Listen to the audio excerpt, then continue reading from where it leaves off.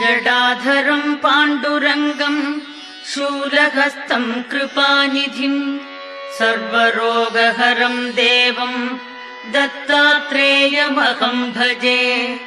जगदुत्पत्तिकर्त्रे च स्थितिसंहारहेतवे भवपाशविमुक्ताय दत्तात्रेय नमोऽस्तु ते।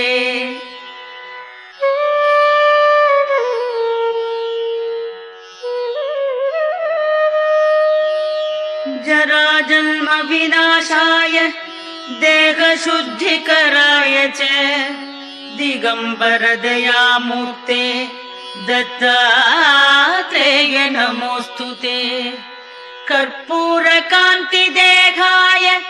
ब्रह्ममूर्तिधराय च वेदशास्त्रपरिज्ञाय दत्तात्रेय